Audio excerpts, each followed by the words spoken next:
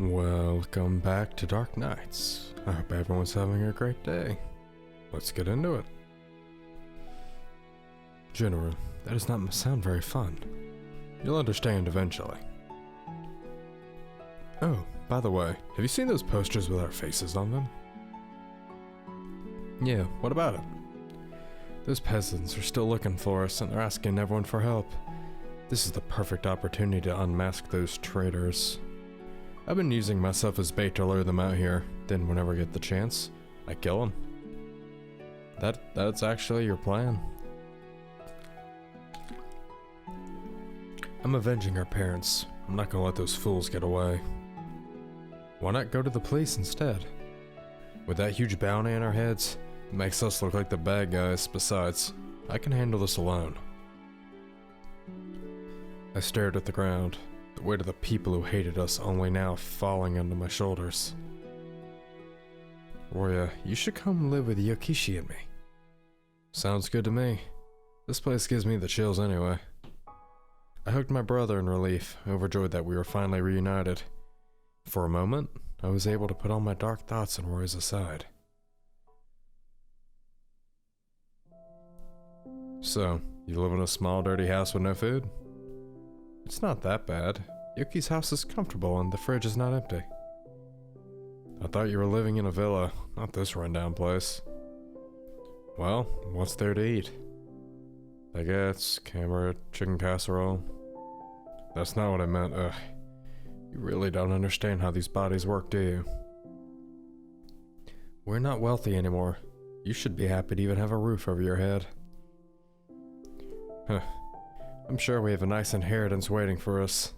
Speaking of which, we should look into that later. I lightly hit Roy on the shoulder before crossing my arms.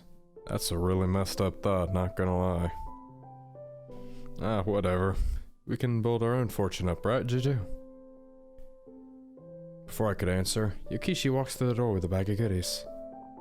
Hi, General. I got off work early today. Ah, is that Roya? How did you run into him?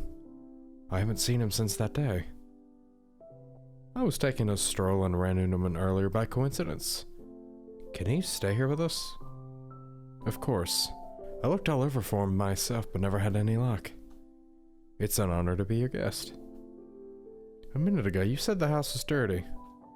Roya covered my mouth before I could finish the sentence and flashed an innocent smile at our host. Your name is Yokishi, right? I assume you know about our identities?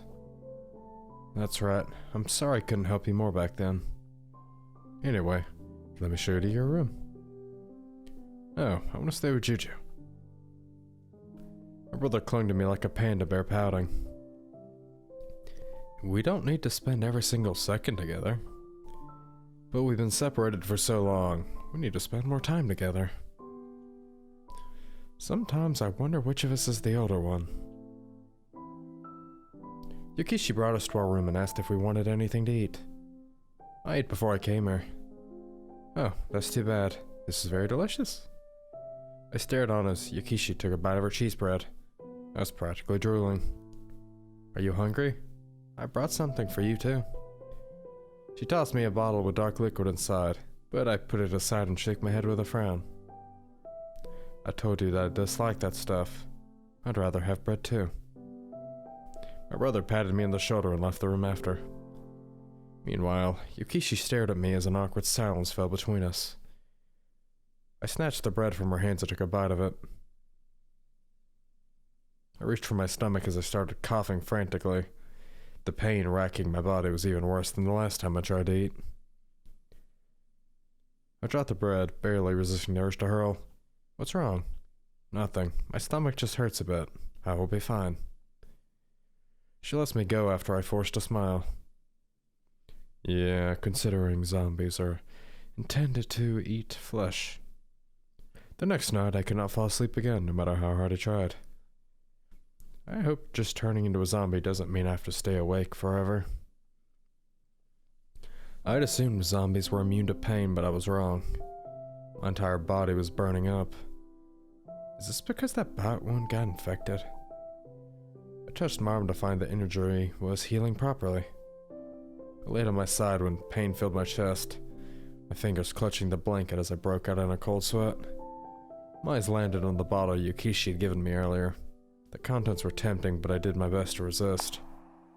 I suddenly heard footsteps in the hallway and stood up out of my curiosity. I was strong enough to walk, although I felt weak. When I peeked in the hallway, I found Roya sneaking around in the dark. Where are you going this late? Jeez, Ju, you scared me. I'm going out for some fresh air. Don't let Yukishi know about this, okay? I know you're lying. Tell me the truth. I'm gonna take care of more traders. If you want, you can come along. It'll be easier with the two of us. He ignored my words, pulling me along anyway. The streets were frightening in the darkness. It did not help that my parents always warned us not to go outside at night as the village was dangerous. Roy didn't seem to mind the slightest, however. I tightly clung to his arm and remained on guard, ready for anything to happen. Relax, bro. When I'm with you, there's nothing to be afraid of. We are only children. We aren't adults, and we don't have any godly powers. We do have powers, though. We're stronger than the other zombies. Huh? How do you know that? A few have tried to attack me over the past week. They were completely different from us. Their bodies rot and they can barely think. It was disgusting. He shook his head, shivering at the recollection. The good thing is that they're easy to deal with. Let's call them the Soulless. That'd be a fitting name, I guess. I was also attacked by a few who were smarter too. They weren't as smart as humans, though, kind of animalistic. They were a bunch of idiots. Let's call them the Brainless. There was one other zombie. It disguised itself as a human and attacked me when we were alone. It was a pain in the butt to deal with. Wow, you've gone through a lot the past few days. You should call that last type the Fake, since they disguised themselves. That's a perfect name. Say, Roya, where do we belong to? I don't think we fit in any of the standard categories. We shall call ourselves the Masters. No, wait, the Elite. Should we not be fakes if we are disguising ourselves as humans? Nope, you're wrong, little Juju. We have something they don't. Roya punched a nearby pole, causing the metal to bend. We have incredible strength, and our bodies can regenerate if we eat humans. Do I have that power too?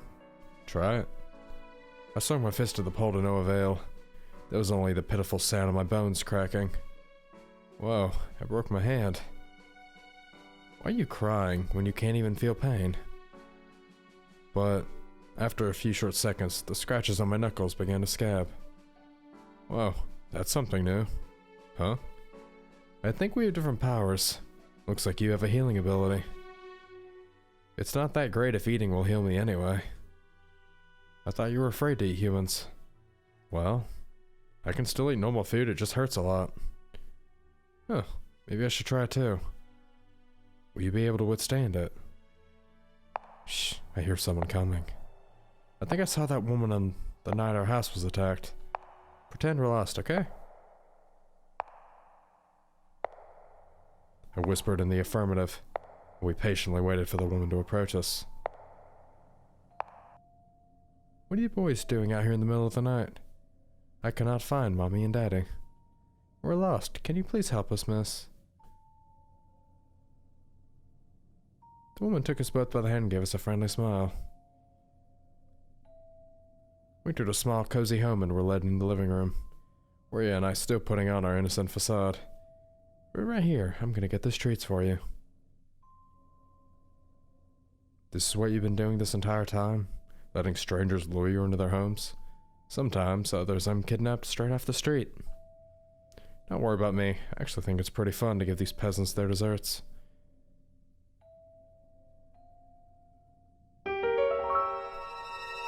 She slowly walked closer before suddenly grabbing Roya by the arm and injecting him with some sort of needle. Tisk tisk. Poison won't work on me. Are you sure about that, Roya Kenriji? Don't tell me you were one of the researchers. The woman removed her long wig, and Roya's eyes widened in shock. You were the one who saved me at the mansion. Even if the masterminds are dead, I'm glad I still have 2 test subjects to work with. We need to get out of here. She knows too much about us. However, before Roy could take a step, he collapsed onto the floor. Oh, the drug finally took effect. Sweet dreams, Roya. Don't waste your breath. I developed this drug especially for you monsters, so he won't wake up anytime soon. I shivered at the sight of the laboratory-like room we were brought to. What are you going to do to us? I'm not going to kill you if that's what you're worried about.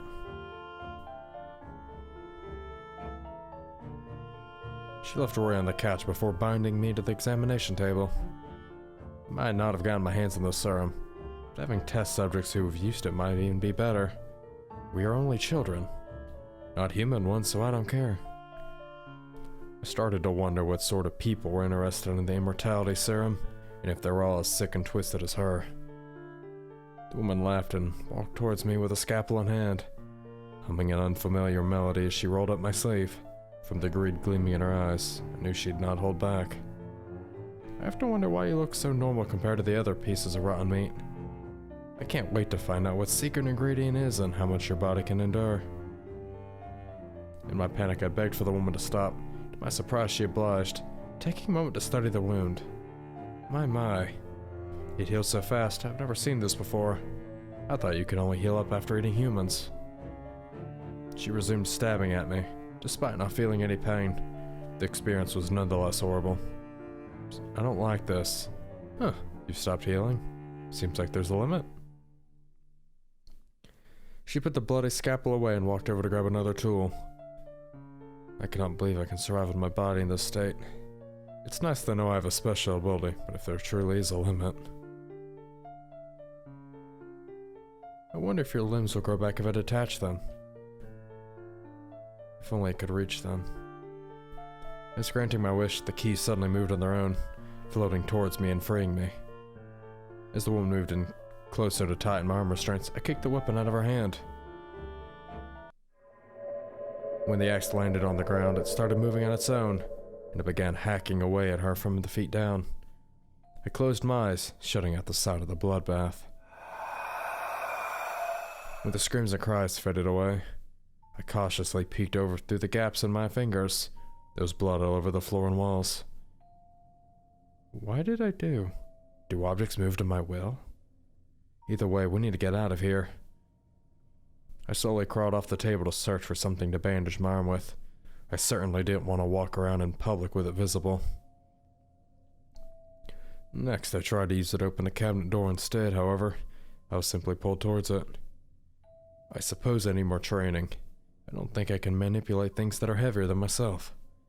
Oh right, Roya. I hurried to my brother and inspected him. Thankfully, he only seemed to be unconscious. I was so worried. With Roya on my back, I headed to Yokishi's house, praying she hadn't noticed that we'd ever left. She was not in her bedroom, so I continued looking until I found her at the other end of the house. Nearby there was a childlike zombie, who I presumed was the culprit. Thank you for saving me, Junoru. I tried to hold them off, but I mistook that child for you and let my guard down. I'm sorry that it left. This is all my fault.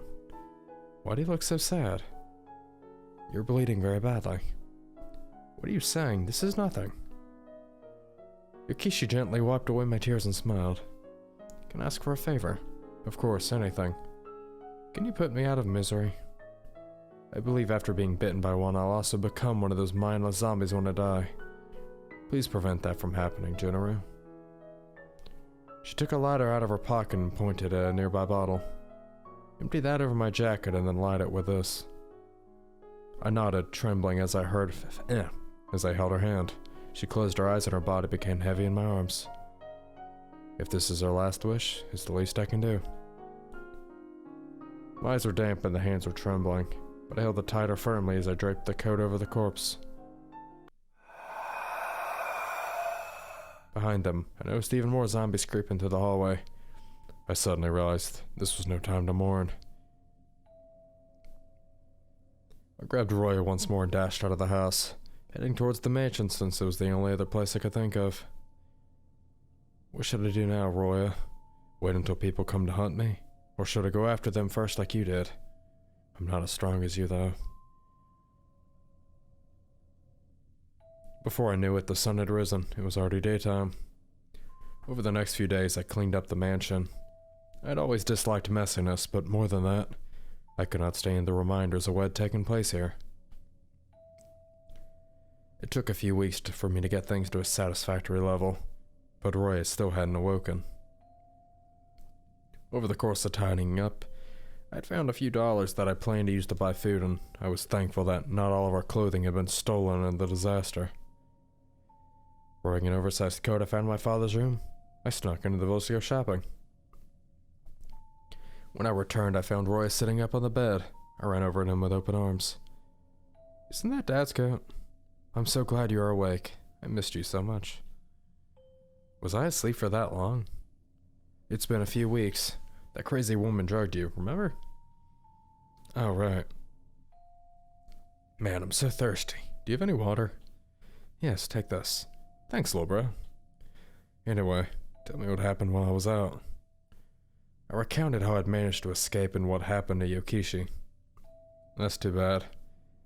That lady seemed nice, and she was probably one of the only people actually on our side.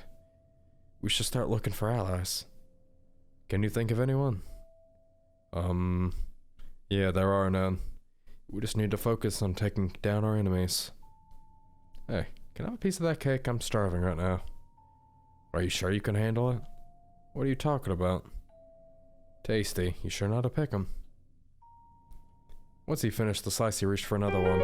Ugh. His face abruptly contorted with pain, and he fell backwards onto the mattress. It hurts so much. That's part of the healing process. I experienced the same thing. Please bear with it. I need to get out of my stomach. Help, Jew. I frantically peered around, but I couldn't think of anything. In those few seconds, Roy passed out on the floor. I left the room and headed to the library in the basement. When I returned, I found Roy awake. He looked better compared to before. Where did he go? The study. I wanted to see if there was something that could help you there, but I only found these research papers. If you're already feeling better, maybe we can read them together. No need. I've already figured their research out. Father liked to take his work with him, you know. Sometimes I'd help him organize the papers. Roy shared everything with me he knew. Apparently, the village had been struck by a strange illness. The citizens believed it was because a demon had cursed them all, but our parents had not lost hope. They researched the illness. When they discovered a zombie, they captured it and used its unique chemical composition to manufacture a cure for the village's illness. They had gotten the idea when they heard the zombie had been afflicted by the sickness when they were alive. During their research, they accidentally created a serum that could stop the aging process. They thought they were on the right track, so they tried to perfect it, but it went nowhere. They abandoned the project and started over. However, some of the team wanted to continue the research. Mother and father refused to leave the project in those people's hands and fired them. It was after that incident the rumors about our family began to spread amongst the villagers. Of course, there were still many who supported what they were doing, especially the ill.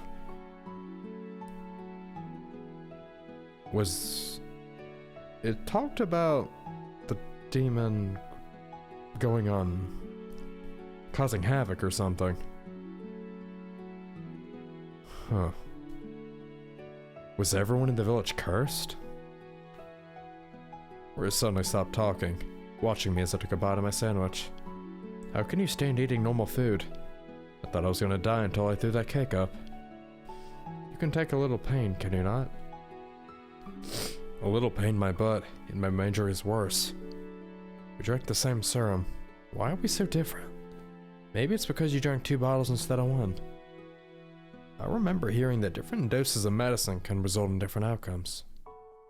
Oh, that might be it. Why do you even drink 2 to begin with? It was an emergency. Why did you drink yours? For the same reason. You hypocrite. What are we gonna do now? The villagers won't forget about us anytime soon. We'll kill off everyone who's betrayed us. Can we not just end this peacefully by telling them the truth? Roy let out a heavy sigh as he rubbed his face exasperatingly. How can you be so naive after everything we've experienced? There should be another way. No, there isn't. If you aren't gonna help me, I'll do it alone. I will stop you. Are you kidding? You aren't even half as strong as I am. When it collided with Roy's back, he yelped and jumped up. What the heck? Using telekinesis against me, huh? I'll get you back for this. I panicked when Roy reached out towards me. Before I knew what was happening, I flew up to the ceiling and was left staring down at my brother. I didn't even touch you. Since when can you fly? I am not. This is...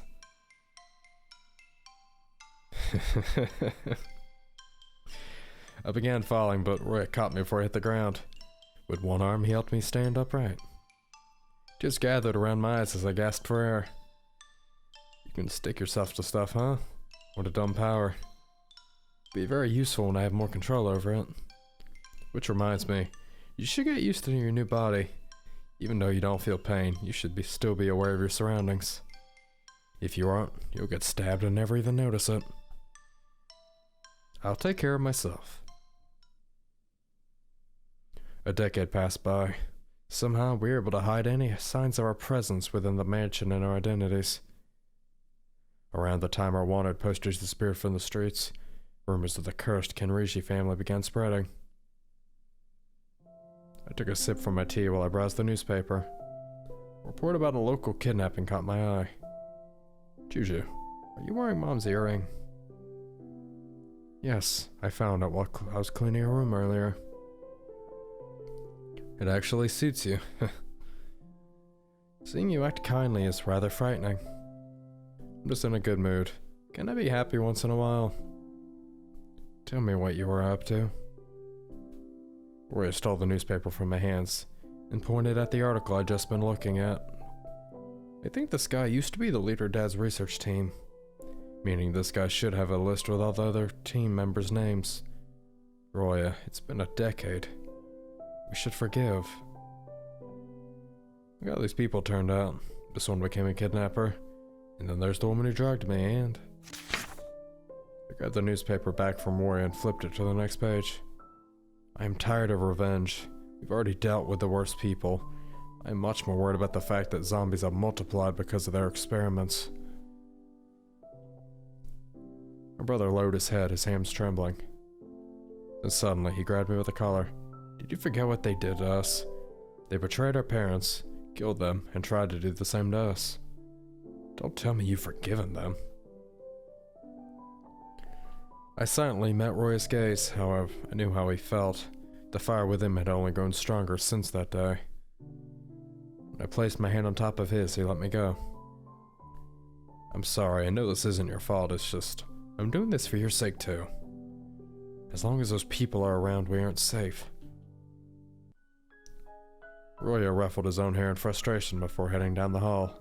You're leaving me alone once more. I took another sip of my tea, but it tasted salty. I hadn't even realized I was crying. My chest began to ache. Even though I could not feel physical pain, it still hurt. My brother had not been at the scene when Mother and Father were killed. He didn't know how they would died. I knew telling him would only further fuel his anger. Jace, I hope you told me the truth. I pray Mother is resting peacefully in heaven. Father, I wonder how you are doing. I've heard awful stories about hell. I could go on a massive topic about what I believe in those, but I'm not. Even if you cannot be together in death, I hope you can find peace in knowing your graves are together. I miss you so much. I closed my eyes and fell into a dreamless slumber. Bro, wake up.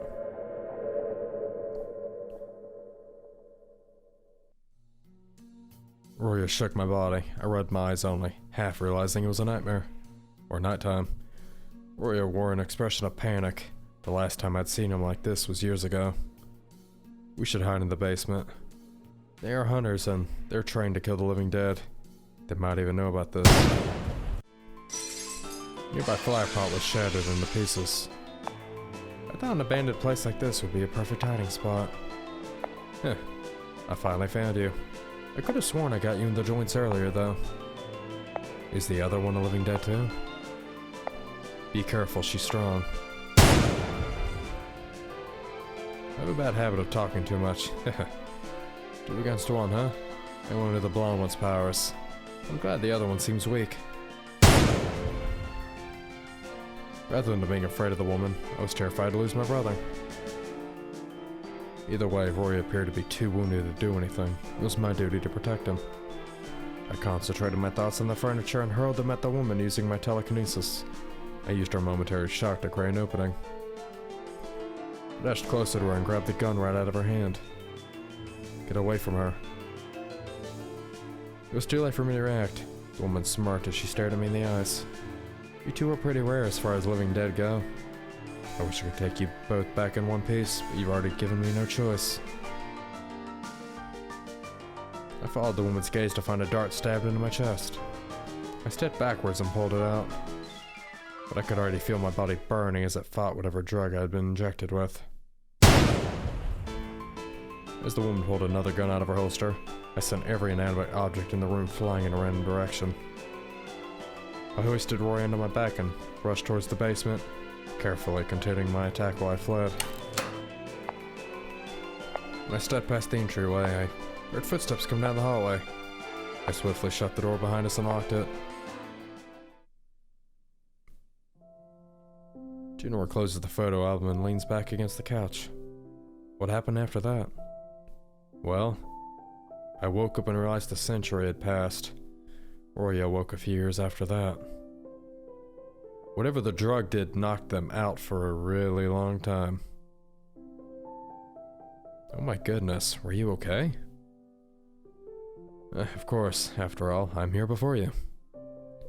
I can't imagine how it feels to sleep for so long. Thank you for telling me about your past. Jinro nervously rubs his face. Oh boy, a choice. My favorite.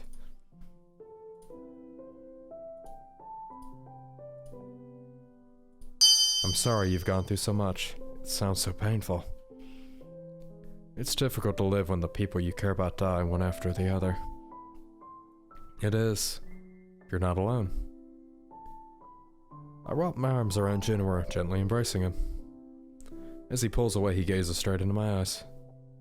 Thinking about it, I shouldn't have hidden this for so long. I take his hands in mine. It's all in the past and it wasn't your fault. You don't need to feel guilty forever. If you need someone to forgive you, then I will. Miyako, your empathy continues to surprise me. I genuinely feel better now that I've told you the whole story. I didn't expect so much scientific research behind the supernatural. Now I understand more of the current situation. Speaking of science, my parents were always into it. Perhaps I can look into their research history. That'd be a great help. Thank you for considering. It's thanks to your story that gave me a lead. Would you like another cup of tea? Yes, please. Why do you always have snacks even if you can't eat them? I sometimes force myself to consume them. Doesn't that cause you immense pain? Yes, but I want my injuries to heal properly and it makes me look a bit healthier. The man blushes and nervously rubs the back of his neck. While we enjoy the tea, I share my own past with Jinro. Although it's not as exciting as his, he still seems intrigued by it. I always lose track of time when I'm with him. I barely remember to head home before nightfall. Chapter 4. Escape. You never skipped class, Miyako. I was so worried about you. Rukia practically barges in after dinner, both upset and relieved to see that I'm alright. And we'll leave things off here. Hope you guys have enjoyed today's video. If you did, don't forget the like button. Comment, subscribe if you want to. The final chapter says escape, so if there's a chance Akuya can die, that's... I don't want that at all. The good endings are supposed to be good. Maybe we can spare Shane one of them and actually continue his story. I'll see you on the next one. As always. Goodbye.